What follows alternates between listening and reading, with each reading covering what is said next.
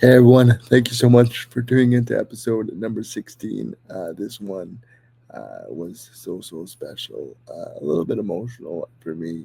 I love this guy to pieces, Claus Souza. We were able to meet in university. He was one of my trainers. When after my second year university, or after my first year at university, I wanted to get in better shape and know a little bit more about weightlifting um, and different things like that. And I took a chance and I went to the Ben Avery at Laurentian and I asked for to see if I can have a personal trainer and so they allowed me to they directed me to the personal trainer office, healthy living, and little did I know I would meet one of my biggest role models in my life to this day.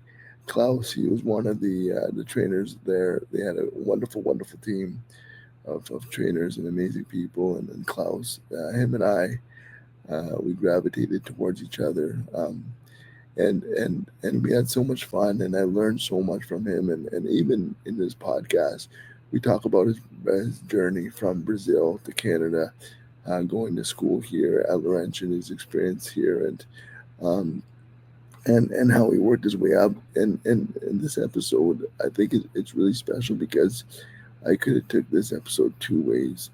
Klaus, he's extremely successful. He's the health and conditioning coach for the Denver Nuggets, an NBA team, and he's an NBA champion. They won the championship a few years ago, and with all his success, I'm super proud of him. No one deserves more success in the world than this guy. His determination, the way he treats people, his respect level for anyone and everyone is truly incredible. But like I was saying, I could have taken this interview multiple ways. I could have did the day in the life of an NBA health and conditioning coach and different things like that. But we uh, we we took it a little bit of a different route. We took a little bit about more about himself and his journey and just parenting advice and just good wisdom, little nuggets of information that are very relatable to anyone and everyone. And I think this episode, for me, it was very heartwarming to do, knowing who he is and what he's been through, and learning a little bit more about him. I think we're such great friends that like we don't see each other a lot, but when we do talk to each other, it's like we don't skip a beat, and that's the type of friends that are truly special. And I think with Klaus, I've learned so much from him, and I still think about him to this day. Like when I work out, or I remember him saying something funny, for example, and it kind of pops in my head, or and he would always push me, and sometimes I wouldn't want to work out, and he said too bad. He would give me the tough love, and I think his story of resiliency, determination, and stuff like that, I think it's helped me be who I am. I think I have a little bit of Klaus in me, and I think everyone who meets him has that same kind of thing. I think he's hard to miss because he's so big, but the reason why he's so big is because he has a very big heart of gold, and I think just hearing talking to him a little bit about it, for me, seeing the evolution of what he's been able to do, starting at Laurentian to now where he is, but also becoming the father that he is, the husband that he is, and talking about that, I think it's truly special.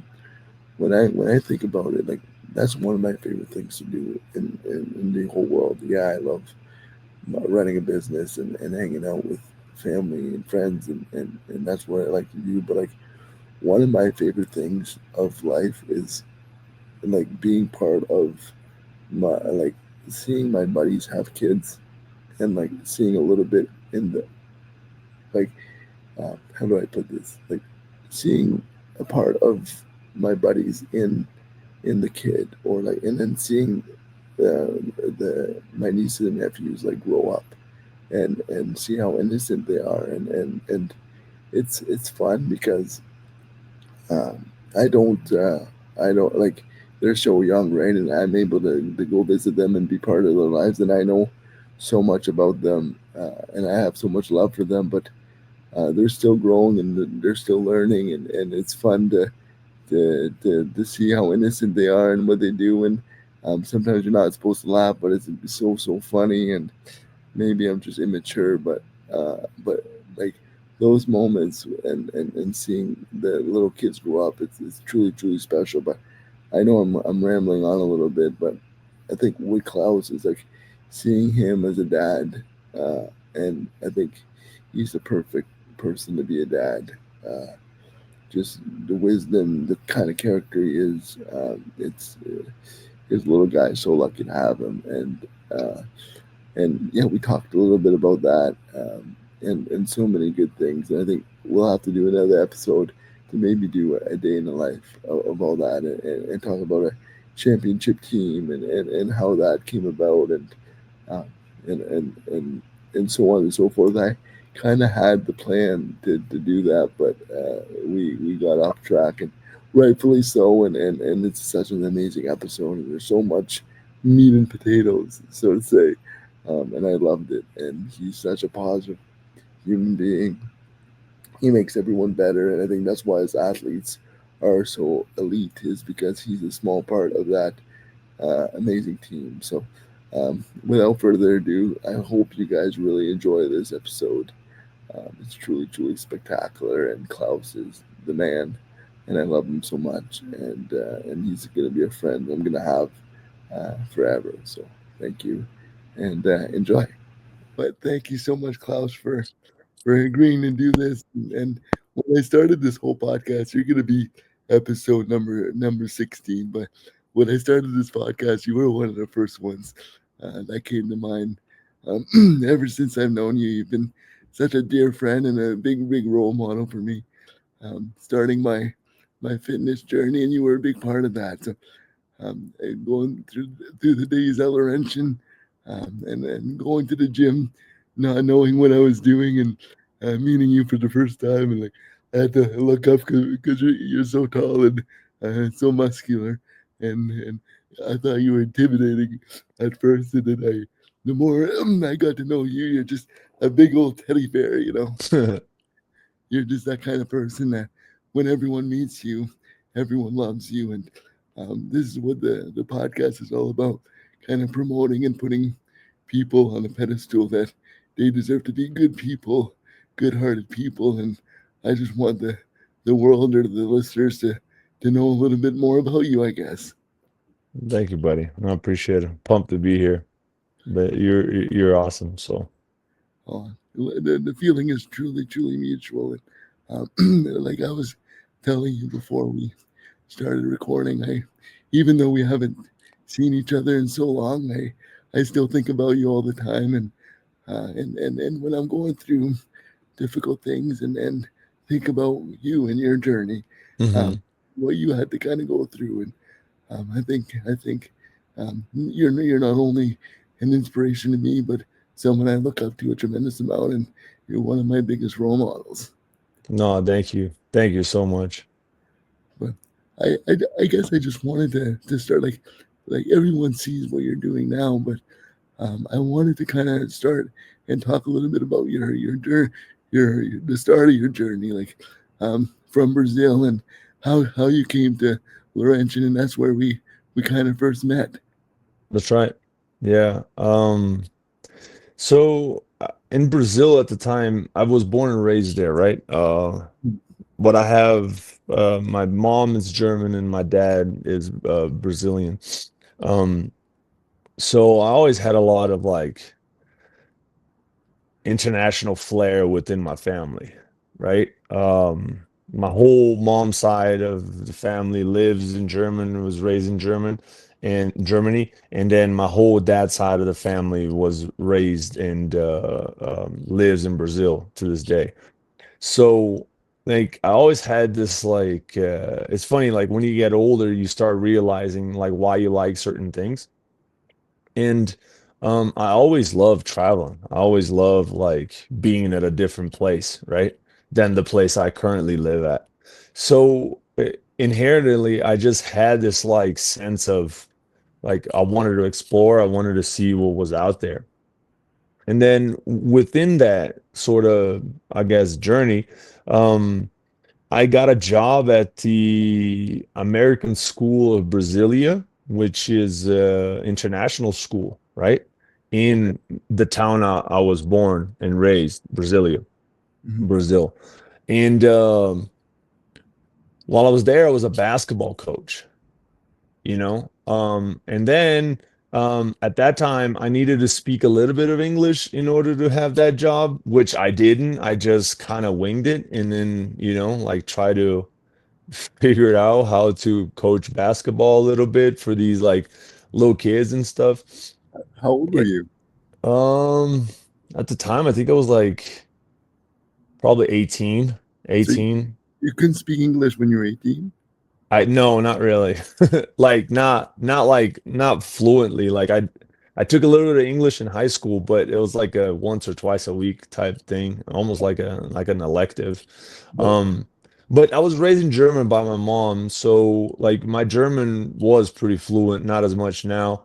It's very rusty, but I feel like that really helped like develop the English. And we can talk more about the English part because when I got to Laurentian, like it was a bit of a crapshoot. but like when I first met you, like your English was pretty good.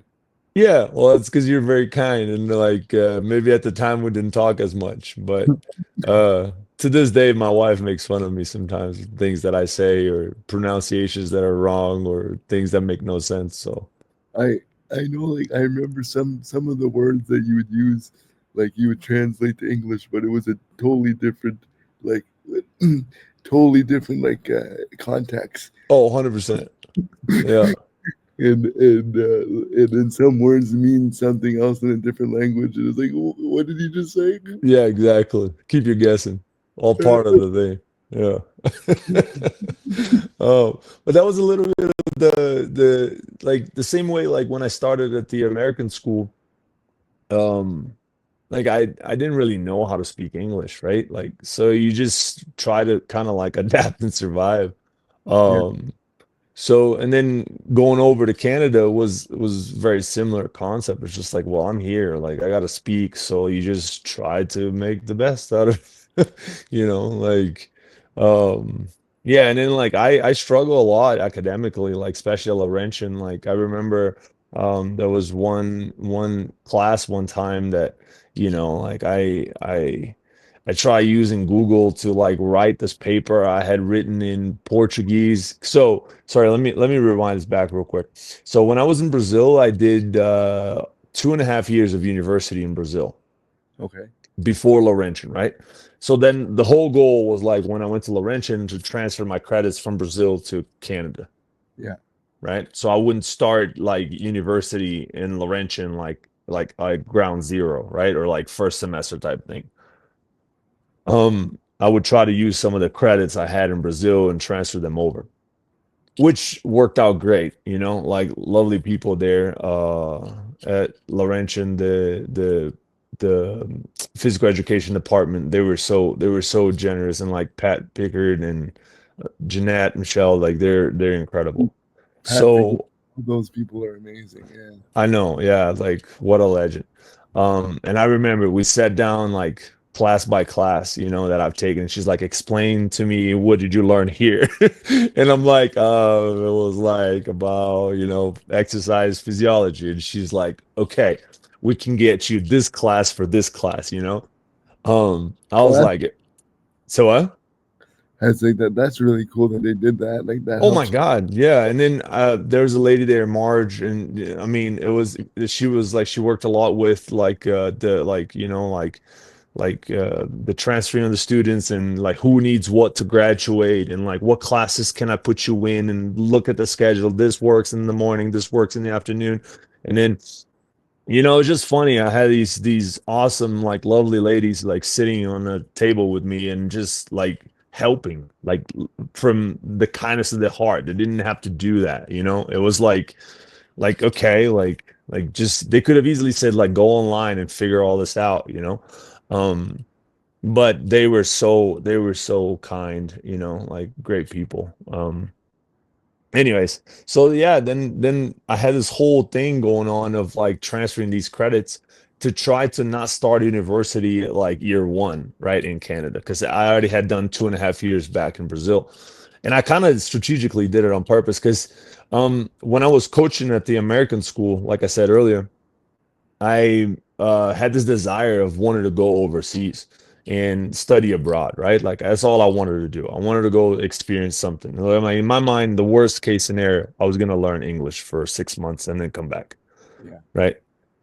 And while I was at the American school, um, the principal of that school, right, my boss at the time, um, a gentleman named Derek Devines, he actually graduated and played at Laurentian.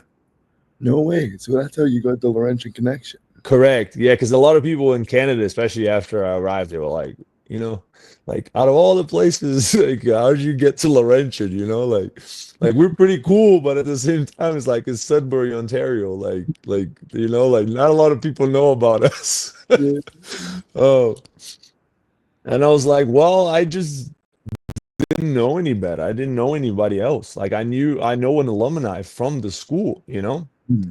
Like he was a voyageur. He played basketball. He was my principal at the American school in Brasilia. He lives in Canada still now. So it was like he was like, "Hey, like, how you doing?" And I was like, "I'm great. I just want to try to go overseas and study abroad." And he's like, "Well, do you have anything?" And I was like, No. And he's like, would you be interested in talking about this Laurentian University? I was like, sure. Where is it? And then he's like, in Canada. I was like, yeah, that sounds cool. You know? Yeah. That, So that's kind of how he like pointed Laurentian on the map. oh, And he's like, it's a small school. Like, I think you're gonna love it. Like, if you're going for the experience, it's super cold in the winter, but it's amazing summers. And I was like, I mean, I'm down. I just want to get out of Brazil for now. yeah. And he's not wrong. It's super cold here in the winter and then really nice in the summer. Yeah, I mean, and I did ended up doing what? I think 5 years there, right? So it's like I can definitely attest to that. And like that holds a definitely is very, very special place in my heart. And But so it's like I don't know. It's just that's what I'm saying. And just to wrap up the story, um, so I remember like because we're talking about like me not knowing English and whatnot, and I had transferred all those credits over, and like now I'm enrolled. I'm taking classes. I'm at Laurentian. Like the initial shock I think is already done. I'm going through it, right? Like now it's like, okay, let's go get a degree. Let's graduate. yeah, And one of my classes, like I had to write this paper. And of course, I procrastinated. I had no idea what the hell I was doing. And then, like I think a week before it was the deadline, it was a big paper, like basically like the whole class was like one paper. Um, and you had to cite references and whatnot. And I just grabbed an old paper from I had written in Brazil, right? And I mean, I don't consider cheating because it was the paper I wrote, but I wrote it in Portuguese, yeah. right? And technically, like, yeah, I submitted that paper in a class in Brazil and I got a good grade for it. So in my mind, I'm like, okay, if I submit this paper in English, it's gonna be just as good. And so my English was so bad, especially academically speaking at the time, that I just try to translate almost like word by word. Oh, And it was a lengthy paper. It was like probably like 10 pages or something. Um, so it did not look good. I scrambled, I submitted like the best that I could within reason. And then of course, right, like the papers have been graded, and then we're in this big lecture hall at Laurentian at the what's the teacher education building? I forget the name. um, There's the building right across from the gym from the Ben Avery. There was like brand new building there. Anyways, they have these big conferences, big lecture halls there. is it the Alphonse Raymond? Alphonse Raymond, you got it. Yes. So like, and then professor goes and he's like, all right, I got your papers graded, like, and then he starts like like he will call, like, let's say Ryan, like, and then hand you the paper, or like so and so Sophie, or Maggie, like, Yeah. and then like I'm over there just waiting, and then there's no paper comes back, and then suddenly all the papers have been handed off of like 50, 60 people. It was a big class, and then the professor has one paper left in his hand, and he looks at me. Everybody's already left the class, right? So it's me in this giant lecture hall with this professor right in front of me. And he's like, "Are you Klaus?" And I was like, yeah. And I'm like, he's like, I don't really know what happened here. He's holding the paper. But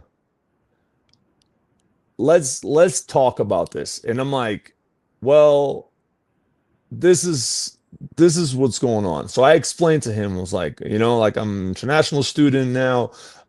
I scrambled, I procrastinated, I didn't know what to write, like my English was not very good. Um, so like this is what I did. I had an old paper that I wrote in Portuguese, in my language, and I thought this would be a good paper for this class. And he's like, it's so hard for me to understand what you wrote that I'm gonna give you a second chance, but I want you to use the writing assistance office at Laurentian. So they had a place there for international students to, like, like, I guess, refine the English language. So I sat with this lady for probably for like, I don't know, 3 weeks every day, like for, I don't know. So then we redid the paper. She helped me. She's like, okay, what do you mean with this paragraph? So I explained, and she was like, okay, try writing it this way. So I put in a lot of work, and then of course, then the paper kind of changed, and then I resubmitted, and then the professor was kind enough, and he's like, oh, much better. So I think I got a B plus at the time. Oh, it's yes. Yeah. But that's just a testament, right? Like, because you're saying like, oh, like you didn't, like, you speak English very well or whatever, but like, that was probably one of the hardest things for me, like, coming over, was like the English language, and adapting in a formal way where, I could be, one, professional, and B, or two, like actually like succeed academically. Like that was a big learning curve.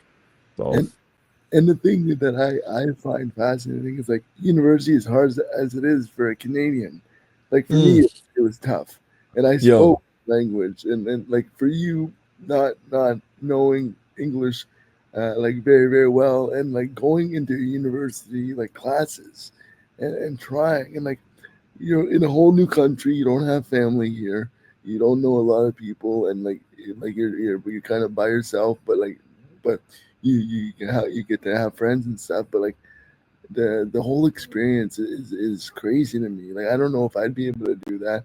Go to a whole new country, a whole different language, study in that language, and you're not sure, but you find a way. And I remember you saying like you like you were so busy trying to do school, and you'd work at the gym all the time, and go train people, and like you were so busy doing a million things at once just to try to get by. yeah. I mean, it was like, it's a great time in my life. It was, at least, and like looking back, it's like, I don't know, like people helped me so much. Like this professor, for example, he had no business, like, um having to give me a second chance, or having the kindness in the heart. He could have just easily, like, you know what, dude, that's a fail, come back next semester, try it again, like learn from the mistake, and then redo it. But he was like, hey, if you can turn this around and you can use the writing office, like, I'll give you a second chance. um I'm like, wow, but that goes back to like Pat Pickard, and like Jeanette, and Marge, like helping me, like transfer credits over, and like literally, like giving me the time of the day to be helpful, and just like they didn't have to do any of that. Or even like Mr. Devines, that, like, say, hey, like, I think you would do well at Laurentian University. I was like, I don't even know where that is. And he's like, well, it's in Sudbury, Ontario, Canada. And I'm like, yeah, I'll go. you And know and so it's a testament to like who you are too. If you were a totally different person, like very rude, like and people wouldn't want to help you. It's just the type of person that you are, right? It yeah. is like you're willing to put in the work, and you're kind, and you're respectful to others, and people see that, they gravitate towards that when they see you. Like, people can feel that you have that energy, right? And I think Yeah. it's how you treat people too. Is You treat people the way you want to be treated, and you've always been like that with everyone, right? Even with every athlete that you trained at Laurentian, or every athlete you train now, it's all about like respect. And if they see that, they'll give you the mutual respect, and that's what life's all about too. Is treating people the right way, and doing things with the right intentions. And if you do that, everything will work out the way it's supposed to. No, appreciate you saying that. No, it's I think, like, when you kind of think about that, like, and going to, like, graduating Laurentian, and we're being a personal trainer, and how did you kind of make that transition from Laurentian and then moving on into more of your professional career? Um, I mean, it was interesting because like I never knew that's what I wanted to do. All I knew it was that like I wanted to work with like sports, Yeah. you know. Like I said, I was a basketball coach back in Brazil. I played basketball growing up. I had a little bit of like a martial arts background with judo and Brazilian jiu-jitsu. Um, so like sports was always a huge part of my life. And then I had this dream to just work. Actually, it's funny. Like I had this a little bit of this desire of doing like sport management, right? Mhm. And I think like when I first got to Laurentian, it was like the SPAD program was almost like too hard for me to get in because they were like, you're gonna be doing a lot of the numbers classes and like accounting and like business stuff. And I was like, yeah, I don't know, how that will work with like, transferring credits and whatnot. But so it was almost like, well, you're already enrolled in physical education in Brazil, so like might as well like stay in physical education and that will make you graduate quicker. And I was like, all right, done. So as you can tell, it was like very fluid. And I think my professional career was very much the same. I needed an internship to graduate, and then I was working at the front desk at the gym there. And this kind of you remember that. But then at the same time, Cal was generous enough to let me shadow him and intern with him. And then after I think the first go around as an internship, sort of, right? I can't remember the name of the class, but I was able to do like as an internship one of the class. I can't remember the name of the class, but um, and then from there, Cal was like, "Hey, like we can probably start like getting your own clients type thing." And then that's kind of probably when we met. So it was almost like yeah, like at the time, personal training was one thing. I didn't really think about strength and conditioning in the formal sense. Um, but as I started training clients, I was like, dude, this is fun. Working with athletes is cool.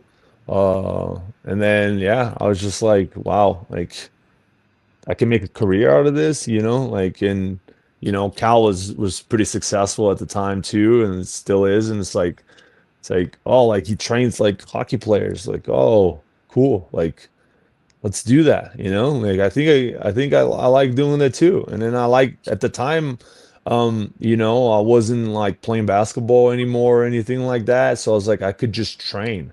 And then that's when I kind of fell in love a little bit for the weight room, right? It kind of came late in my life comparatively to a lot of people like in the US and even Canada. Like I didn't really lift weights in Brazil before I came over, right? It was very little, like maybe the last year I was in Brazil, I started like dabbling in weights and whatnot. Um, like so, yeah, I was just like, okay, like I think I can actually make a career out of this. And then I was like, okay, I like being a trainer. Like this is fun, Like I remember the feeling of like training like hockey players. I'm like, I don't even know exactly how hockey works, and I'm like, oh well, but I had good guidance from Cal, and I had uh, uh, quite a bit of my own interests of like curiosity to try to like learn and get better, and then like I had amazing sort of like setup from Laurentian where like I had graduated with a degree in physical education, and I was ready to like join, so to speak, the workforce, you know, and I Yeah. kind of path my own sort of trail and then figure it out like what and then you start like researching, and then you realize you come across some of these like strength and conditioning videos in like the universities in the US, and then you're like, oh wow, like Division 1 athletes, like it's almost like professional now more than ever. Um but it's like it was just very interesting. Like to me, it's like, oh, this is an actual job, you know? Okay, strength and conditioning formally in the US, like, okay, like this is that could be looking like a new goal now, you know? I don't know if you see kind of like what I've with my answer. It's like a little long, but it's like it's segmented in like almost like stages, right? Yeah. Like I had this idea to go abroad from Brazil, and then somehow through work and knowing people, it worked. So now I'm in Canada, I'm like, okay, now like I got to transfer these credits and like so I can graduate. Uh, so you go through that stage, and then suddenly you're like, okay, like what am I gonna do now? And it's like, oh, wait a minute, this is kind of fun. Let's do this for a little bit. And then after a few years, it's like, oh, I could do this also here in the US with athletes only or Division 1 athletes in the NCAA system. It's like, oh wow, this sounds like it's like pretty cool, right? And then you kind of like compartmentalize it, but yet like they all kind of make sense. Like, It all makes sense because it's your journey, right? And yeah, it's about the journey and not the destination. And people think that you're at the destination now, but it's just the beginning. There's so much more to do, right? And like there must have been like a time that when maybe you were working with Cal, and like everything kind of clicked. You're like, oh, I really like this. I want to see where I can take it, right? And then you went in and you did visits, and then you got job opportunities with Auburn, and the D1 with basketball, and like everything that you've done, that it prepares you for the next step of your journey, right? Which is pretty special, for and and, sure. and being able to do that, and all your experiences, every single day is a learning experience to try to get better and try to improve, right? And the hearing your story, I there's some of it that I didn't know, but there's a lot of it that I do. But the thing is for you, a lot of it and a lot of people in life, it's all about building relationships and who you Mm, know, right? And you don't like that's why you should never be rude or mean to someone because like the quote is like you be nice to everyone on the way up because you don't know who you're going to meet on the way down, right? And hmm. being able to build special relationships with so many people, like like all the people in Sudbury, and then you move to the states and you do all that, all those experiences, and now you are where you are. But every person is part of your journey, and everyone's rooting for you to keep going and keep doing amazing things. For sure. Yeah. When I kind of think about and I always think about this a lot actually. It's like when one time we were training and we're talking about like, oh, what do we want to do? And then it's like where I started the brand, and when I first started, like I think you were the one of the first persons I told we were doing a training I session, remember that. Yeah. and I'm like, oh, I'm going to start a clothing line. I don't know what it's going to be called, and then eventually it was a positive inception, and then you're like, oh, one day I want to work in the NBA, and like we're both doing those things, which is pretty special, and I remember like just talking about that, and yeah, we were working out and doing things with like building that friendship and that relationship and something that's gonna last forever, right? And even though we haven't talked in a long time like this, it's like we don't skip a beat, and it's pretty special. For sure. And It was when, good times.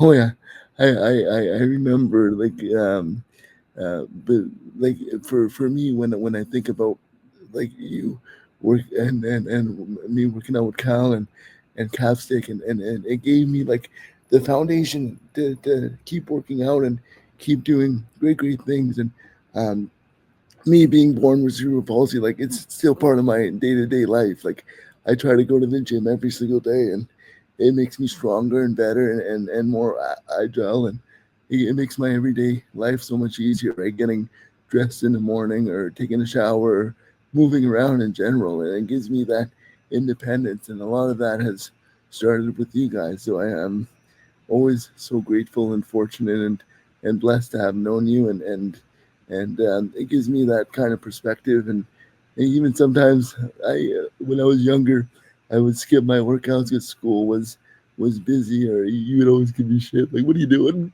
Yeah, Uh, you get stressed. yeah, Because and you had stuff to prepare for. but looking back on it now, it's like I'm so grateful that you always like. And sometimes I wouldn't give it a good effort, and you would always give me shit like, "Right, like put in an effort." And then you would give me like a little pep talk, and I still think about that stuff like today. Like sometimes I don't want to go to the gym, and then it's like I remember those early days. Like I'm grateful to be how I am, right? I could be a lot worse in physical and physically. I just should be grateful for what I have and keep working on that, to trying to get better, right? And Hmm. and that's what we kind of what we did. I remember when we first started training, you did research on cerebral policy, and we should do things like this. It's going to help with this and this and this, and I still do that to this day, right? And it always kind of evolves, and you learn different things. And for you, I think like starting uh, training at Laurentian, like starting with everyday people, so to say, and transitioning to more athletes, like you got that both that perspective, right? The everyday people, but also like professionally as well, and kind of you can kind of adapt to anyone and everyone. Hmm.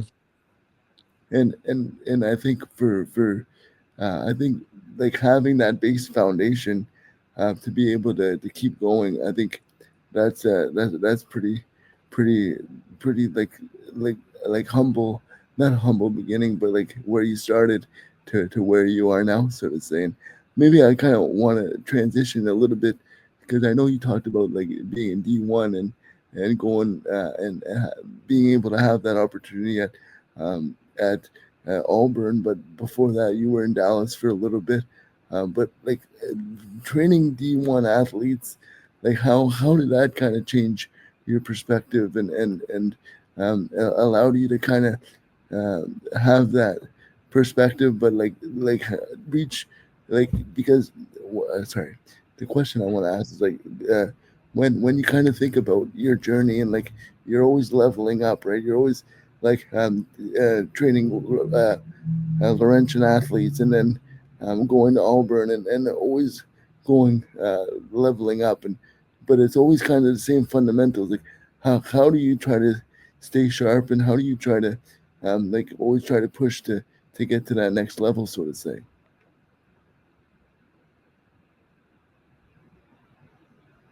It's like,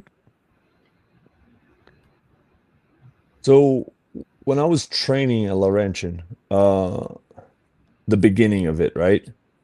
Like, I wanted to only work with athletes, you know?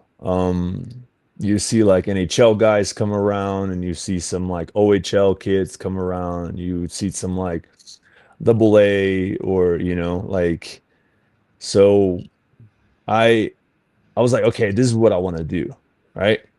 But then as a trainer, sometimes you have to train people like they're not necessarily athletes, right? Like Like like little nugget over here. Uh, and of course, like as you marked my career so much, like philosophically speaking, and also emotionally, and like you gave me a lot of perspective, right? Of like what it is to quote unquote be a trainer.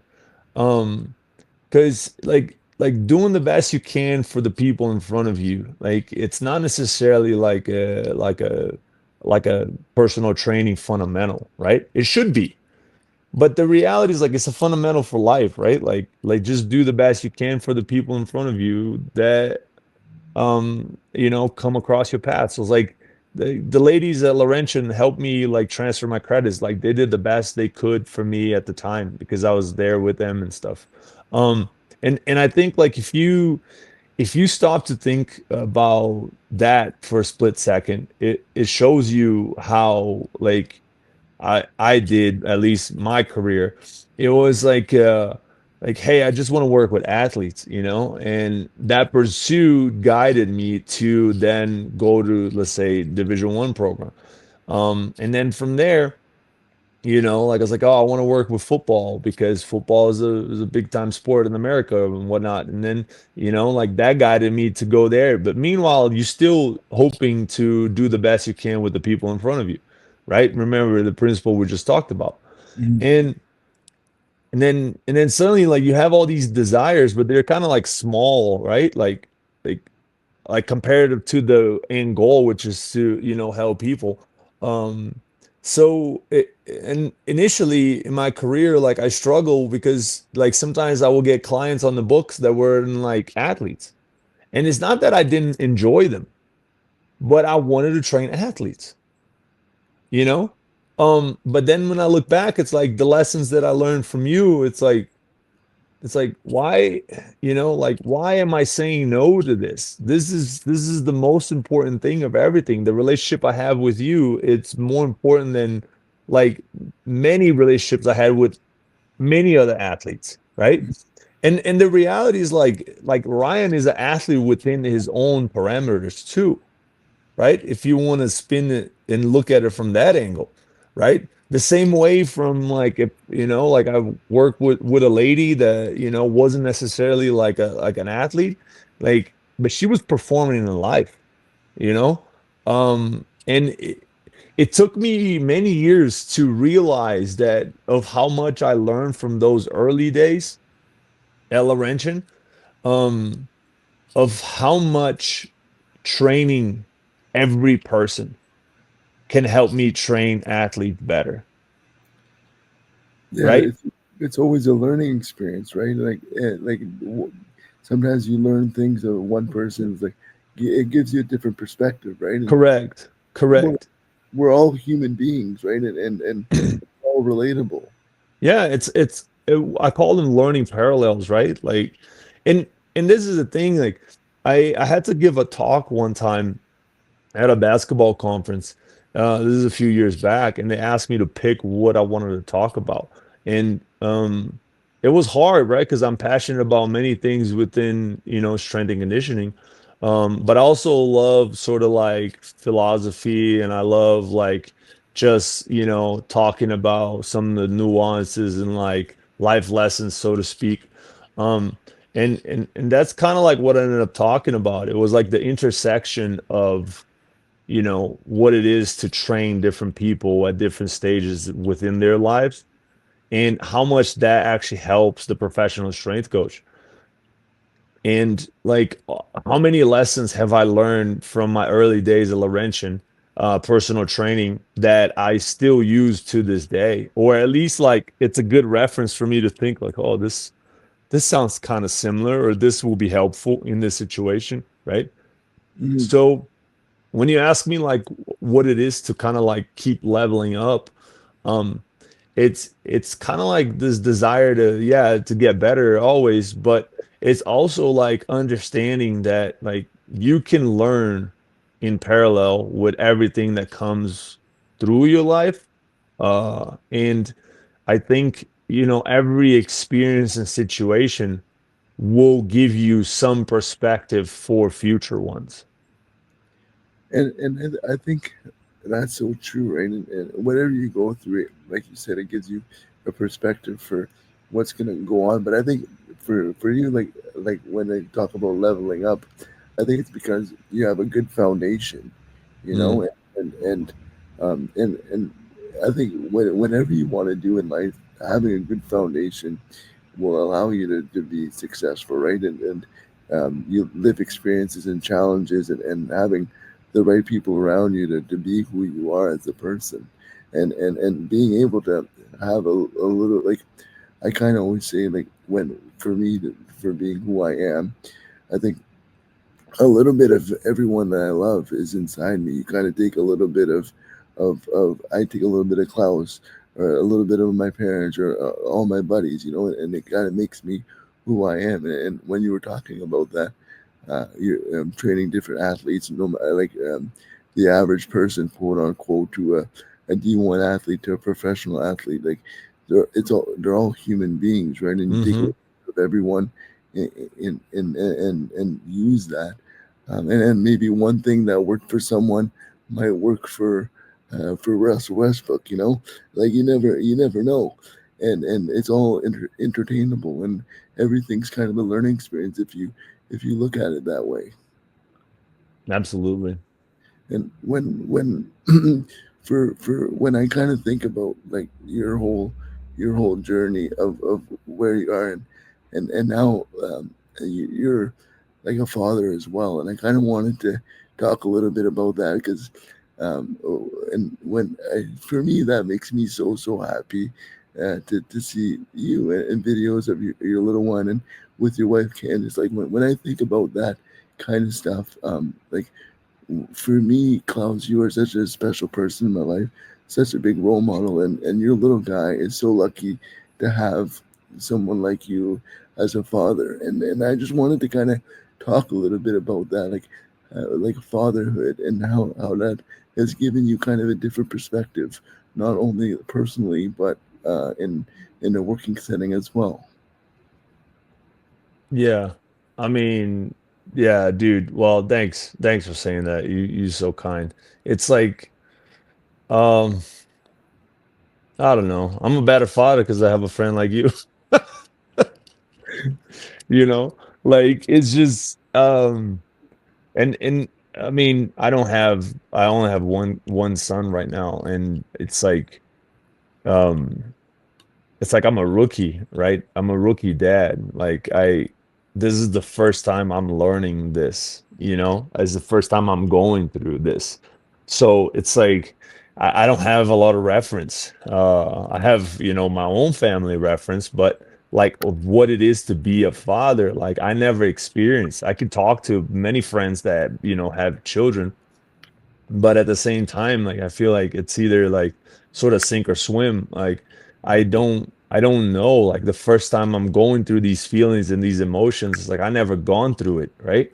So it's like I just try to remind myself that like this is my first time, and I'm trying to almost like be patient with myself, like if there's a few things that I don't necessarily regret, but when I look back training clients, like I wish I would have not had a closed off mindset to some of them because I just wanted to get to work with athletes only because they had so much to offer that I just feel like I could have enriched my own sort of development more if I would have faced that challenge differently.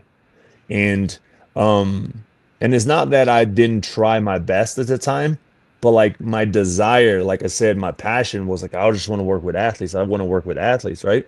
So it's almost like if you didn't fit that category, it's almost like okay, like this is a short life type thing.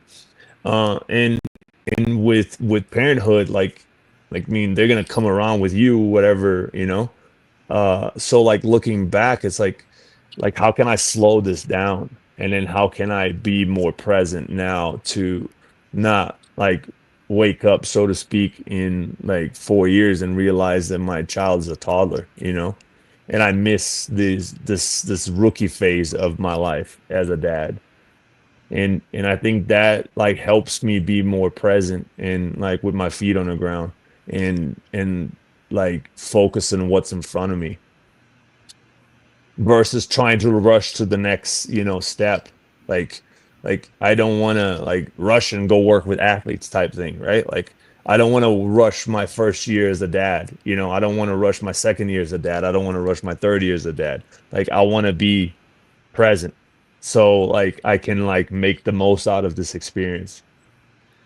And that's such a good perspective, right? To kind of stay grounded and seeing like I like that when you just said like you're in your rookie year kind of thing, and everything is new. Like you never knew how it is to be a dad. You like you're learning as you go, right? Hmm.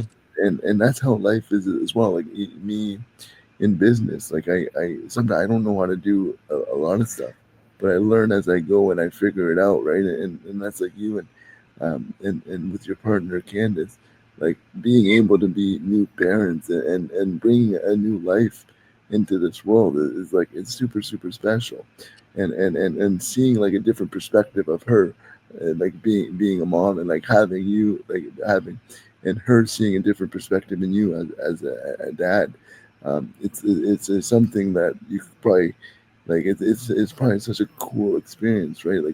Like you see a whole different love, and like when you see this, like I'm not a dad by any means, but like when I see my buddies with their kids, and when I'm around all the kiddos, like they're so young, but like they don't know you, but you have so much love to give to them, right? And Hmm. they're just little potatoes, and they grow into something like they're so cute, and they run around, and then I always joke around like they're toddlers, and then they can walk better than I can, and it's not fair. But like, Yep, to see like the evolution of like a kid growing, and to see like their little character come in, and half of you and half a can, like it must be so cool to see that kind of perspective in it all. for sure. Yeah, I mean, it's humbling. It brings me to tears all the time. So it's like it's just the best feeling ever, you know? So And what are like some of the biggest lessons that you kind of learned of being a dad?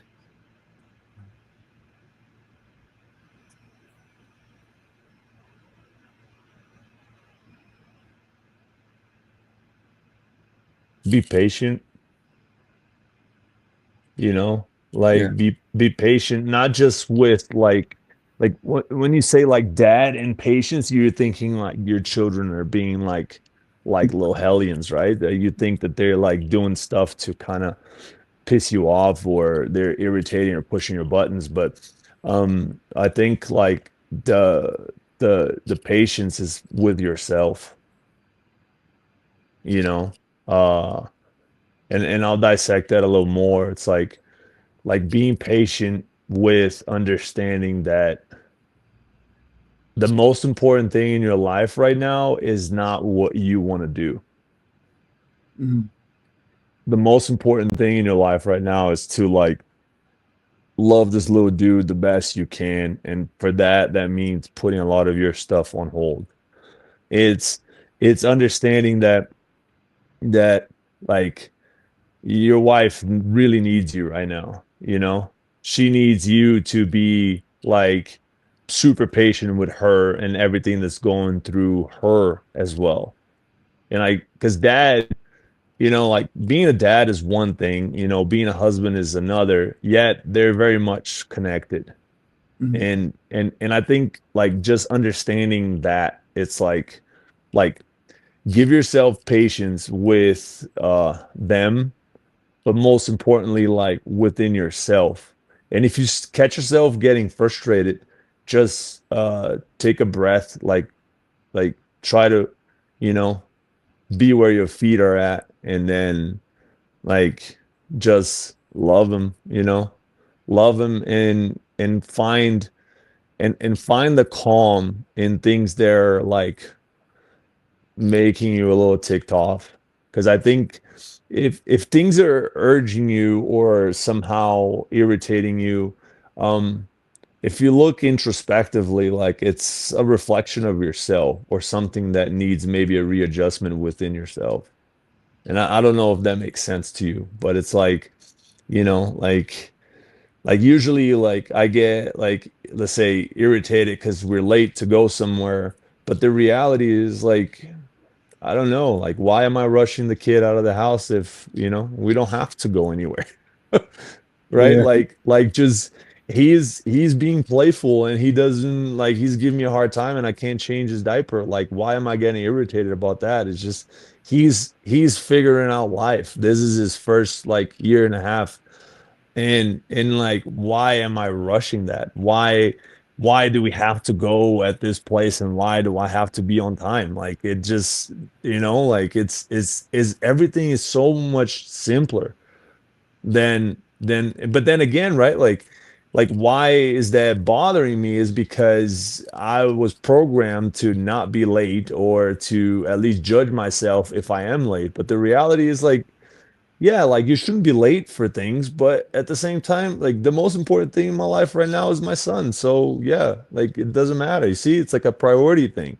Yeah. Um, and again, right, like if like I shouldn't bombard my wife with things that like don't help her, or like, hey, I need you to do this or I need you to do this. I'm like, no, wait a minute. Like I need to help her with whatever she needs, not what I need, you know?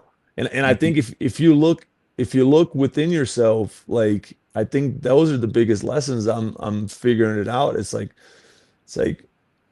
that's what being a dad really is. It's like I, yeah, like love unconditionally, all this like sort of more standard stuff. Like, yeah, of course you're supposed to love your children, like, right? Like unconditionally type thing. And but I also feel like how do you navigate that love? I think it's the biggest part of the lesson. It's like how to do that is by allowing yourself to live in that moment and not necessarily overthink this stuff and don't rule yourself within all these parameters of like things that need to be done because the reality is like time is finite and just enjoy your toddler being a little shithead that doesn't want to get dressed right now. Like, yeah, we got to get to places and I got to get to work, etc., etc. But like, I don't know, just try to laugh about it. It's much easier than if you like, because usually when you get nervous and frazzled, like you just like one thing leads to the next one, and then your energy is a little off, and then then you maybe argue with your spouse, and but I don't know, allow yourself to just I don't just live and have this sort of like purity to it. Well, it's a toddler. Yeah, he just flipped this bowl and now we got to clean this. Like I think I don't know if you can like materialize a lesson out of what I just said and ramble for 10 minutes, but at the same time, it's like it's to me is pretty clear, you know.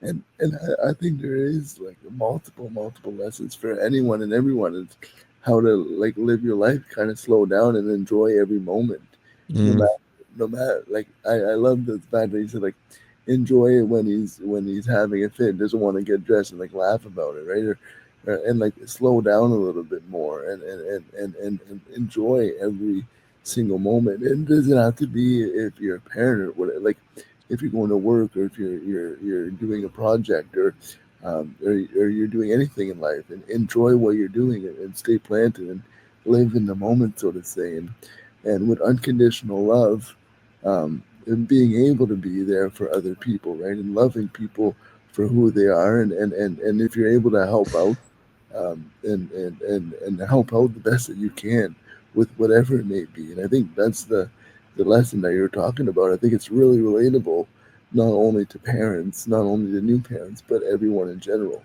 It's a really good lesson, right? You can like for me, that's why I love to do what I love to do. Being able to work every single day, and some days are better than others, but there's always something good that comes out of every single day, and enjoying the day to day life. And I think if you don't enjoy the day to day life, when you get to the destination, when you get to where you want to go, it won't be as fulfilling. You'll feel like everything has kind of passed, right? As you mentioned before, like you want to be present for year one, year two, year three, years like his whole life, right? You don't want to miss. And I think if you're not present, sometimes we're here, but we're not here. Our mind is somewhere else, right? And we're thinking about other things. And I think it's important to be present, to be exactly where you are with the people that you're with, engage and listen and be interested in people and really hear them out and be present in the conversation. And sometimes we get so busy, we get so overwhelmed with everyday life when, like for you, for example, with work, something might be going on, and but when you go home, it's important to be present with everyone, right? And be the dad that you want to be, and yeah, you're there physically, but you want to be there emotionally as well. Mm-hmm. 100%. That's And the thing. Like the other day, my son, like he sees a phone on the counter or on the couch, he goes and grabs it. And he puts it like this on his ear and he's like, hi, hi, because he's now starting to talk. But and as cute as that moment is, you could tell he's like he hits the screen and it lights up, right? And then he's like, whoa, like you could tell like he's truly excited about the phone.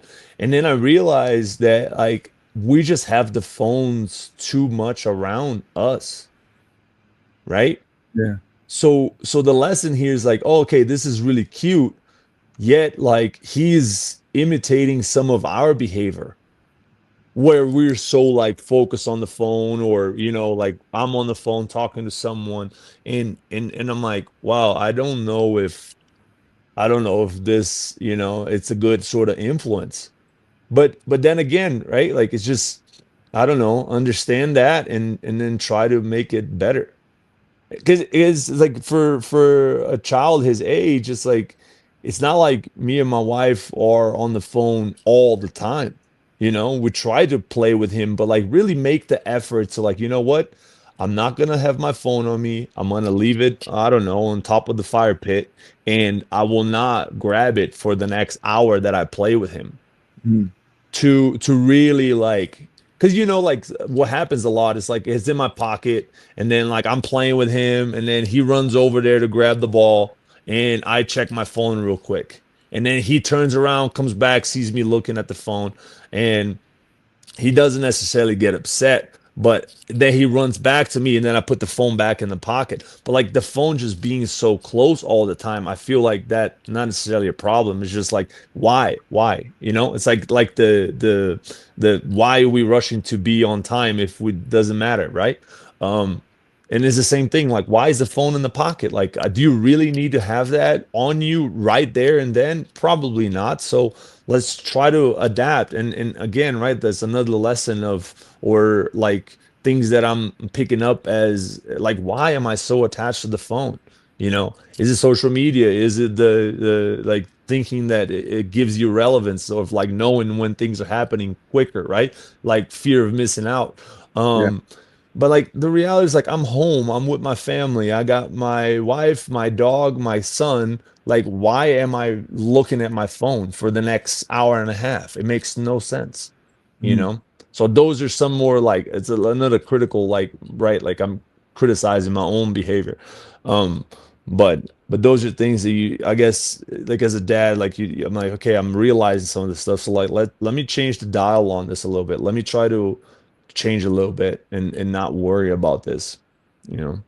and I think that's a really good perspective to have, right? And I think kids they catch on to everything that you do, even if you're not even trying, like your behavior. And when you're on your phone, you think nothing of it, but they see all this, right? And Mm-hmm. it might be for 2 seconds, and you might not think they caught it, but they're like a sponge, Correct. and Correct.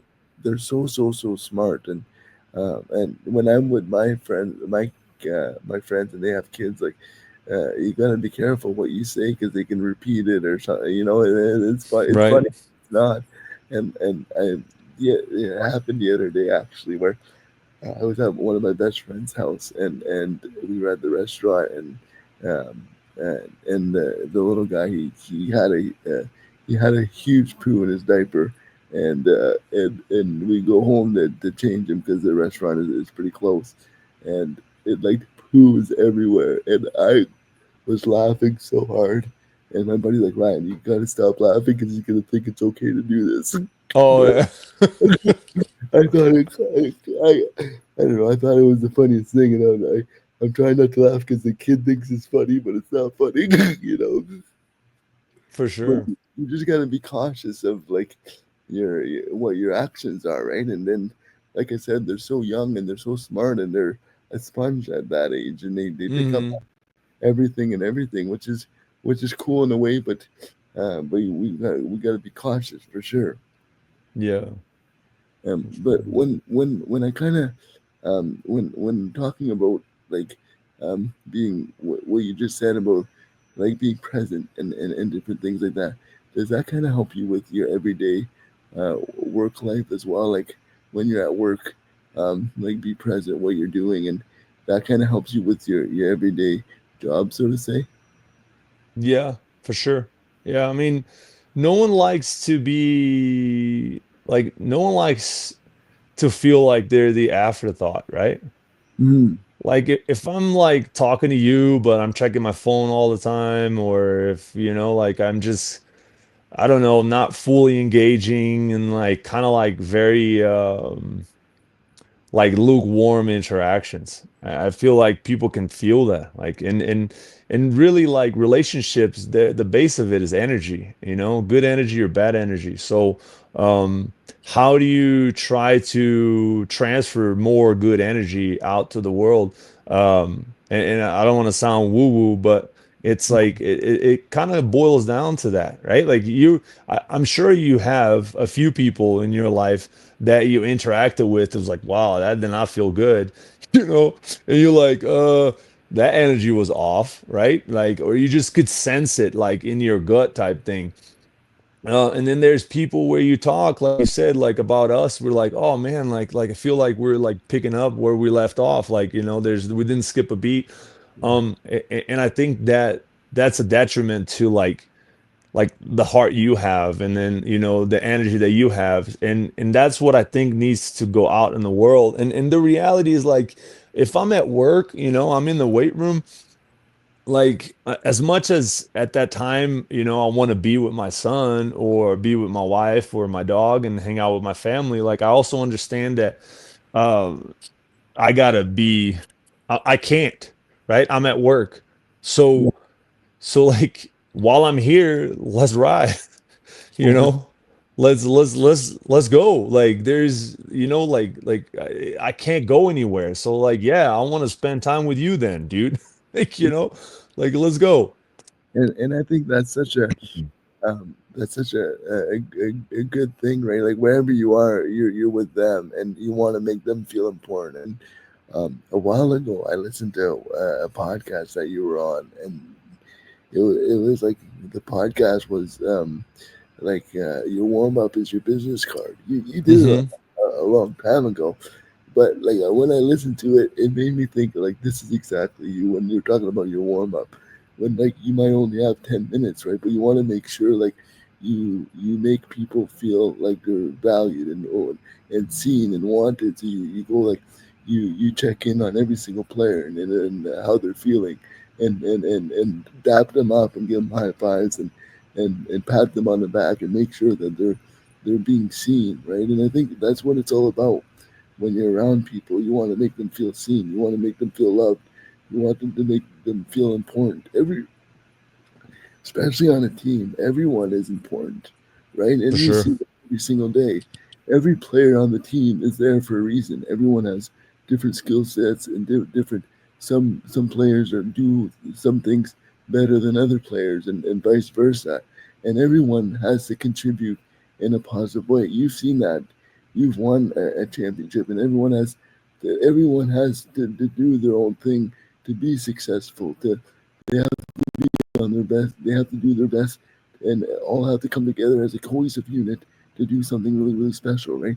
And you have to do your best as a strength and conditioning coach to be able to maximize the players' full potential. And yes, they might not want to train. They might not want to be passionate about training that day, but like you have to figure out ways to get that done, right? And you got to figure out the pulse of the player and how they tick and what works for one player and what works for other players. But at the end of the day, it's all about building relationships, right? And being there for everyone and making everyone feel important and loved and part of the team.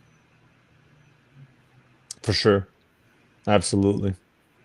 And when I kind of think about when I kind of think about that, it all kind of makes sense because when you're with um, when you're with that one player, and sometimes I even seen it with when we're working with you.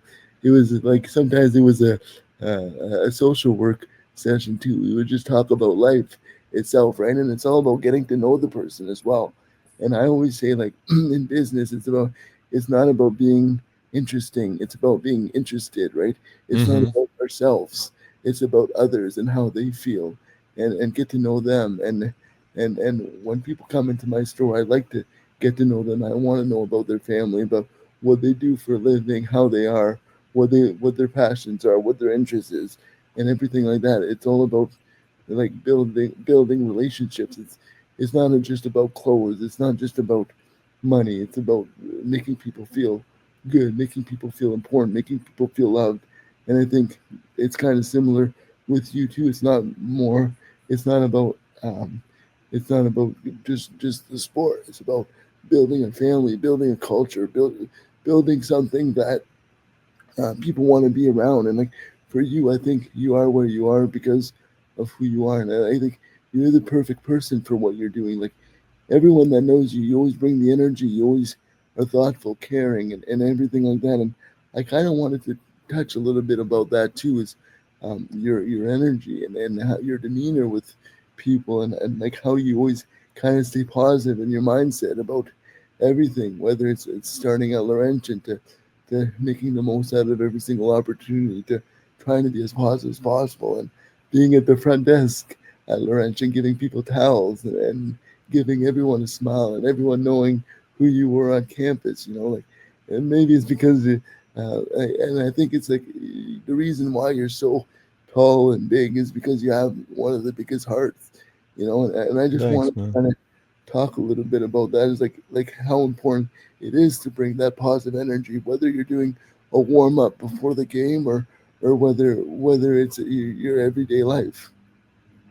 Yeah, I mean, it's almost like life's gonna get hard, like life's gonna suck, and then like everything gets so much easier if you try to find the positives in it. Hmm. Like just try to flip the perspective. It's like if something if something not so good happens to you, like try to understand like why, how can I learn from this? Is there a lesson here? And a- at the end of the day, it's like you like I said, like you had interactions with people that you probably didn't feel good about it. And like that's not necessarily a good way to live.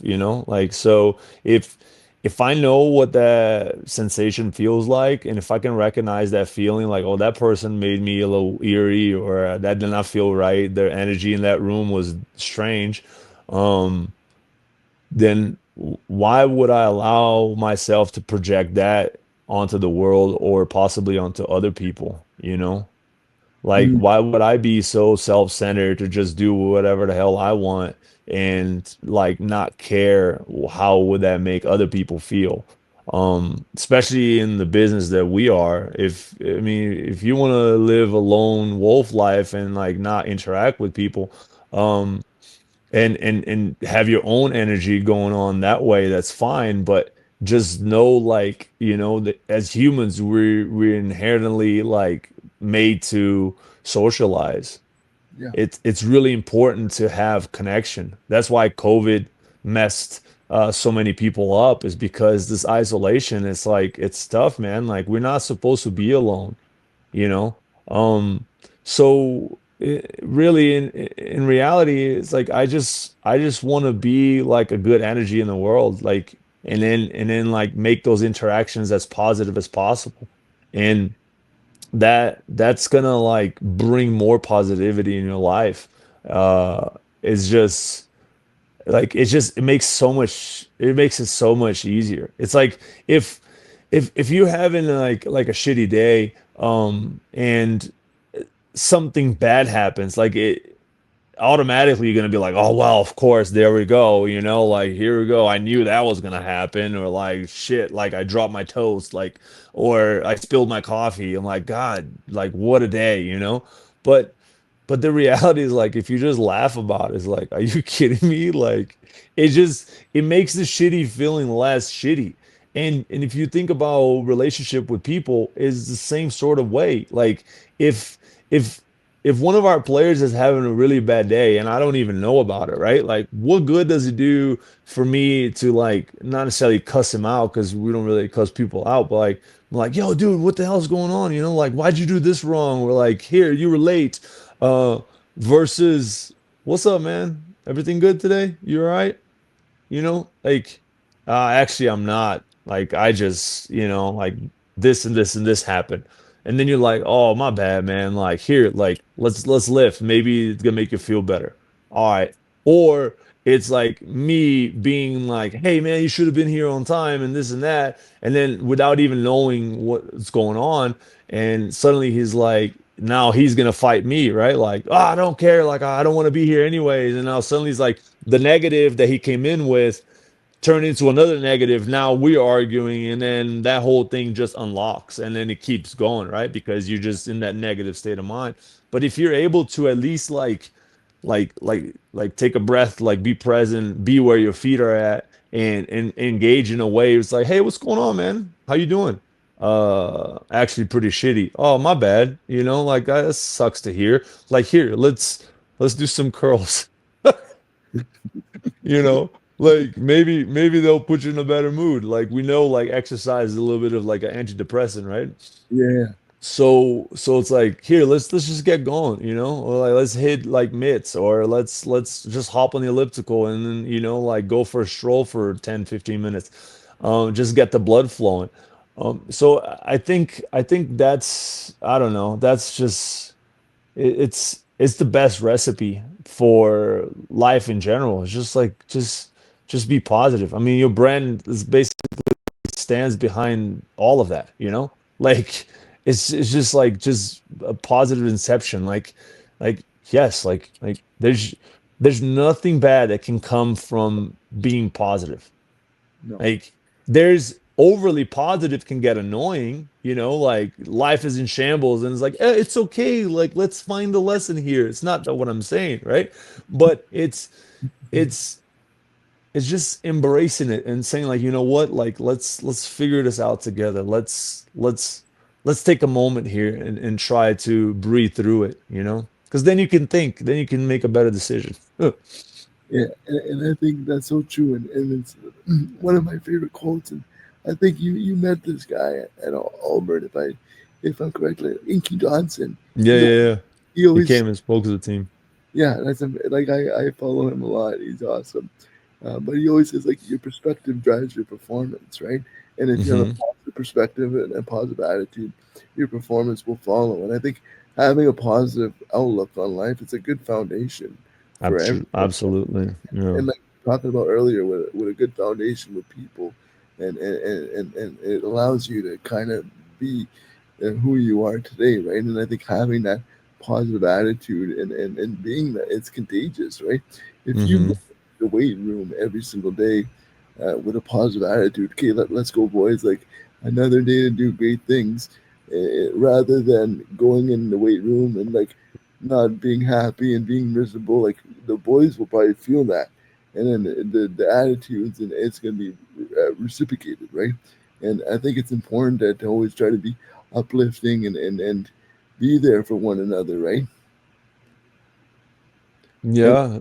It's just, it's not, it's a hard thing to do constantly, but it it brings so much benefit that once you realize that, like, you can do it, life becomes very, very much sweeter. yeah, I think that's what it's all about. It's about trying to live the sweetest life you can, right? Hmm. We only get one, at least on this dimension. Yeah, and you just got to make the most of it, right? And try to live your best life with your best attitude with the best people that you possibly can. No, I think I think that's the perfect way to end this.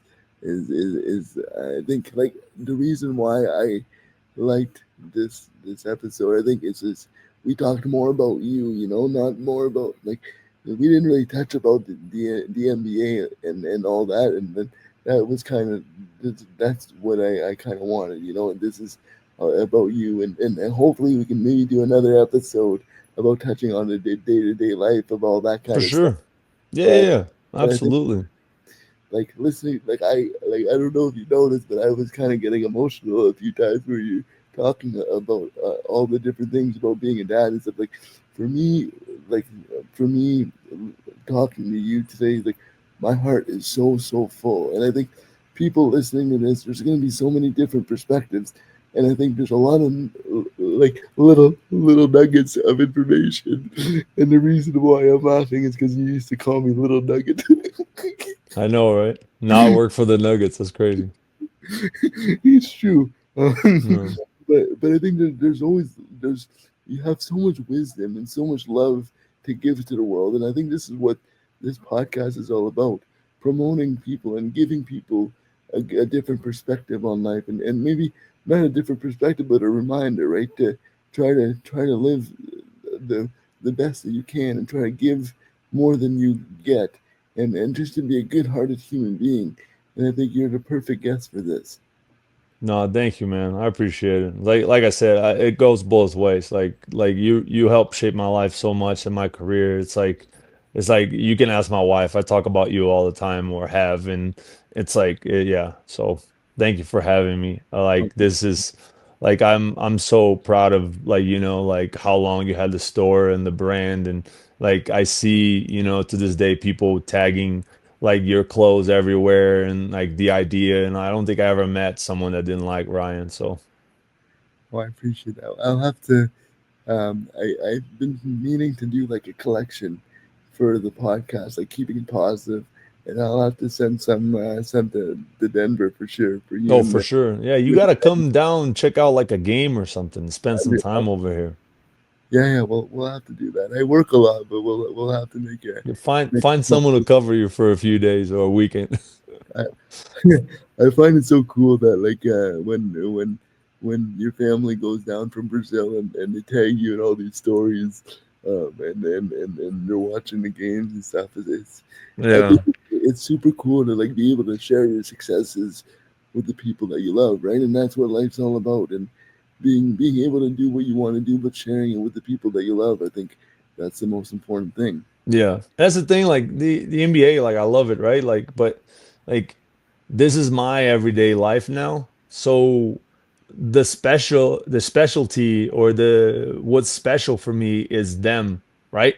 They Yeah, are also when they come, it's like I'm special to them, but it's also this is very special to them, like the NBA and the game and that experience.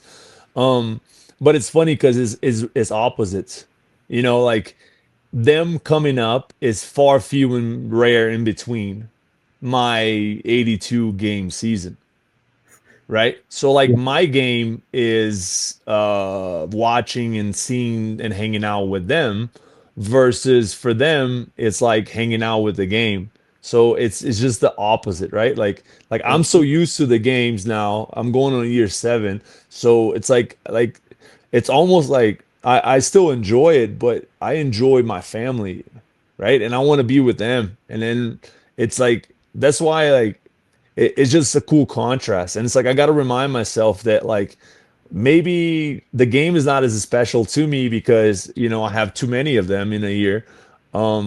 What's special is them, but to them, that moment is so special because they don't have that, 82 times in a year, if and that makes sense. yeah, that's a really cool perspective, right? It's Yeah. um, like they only have maybe one game every few years, rather Cor- than, and then you only see them once every few years, right? yeah.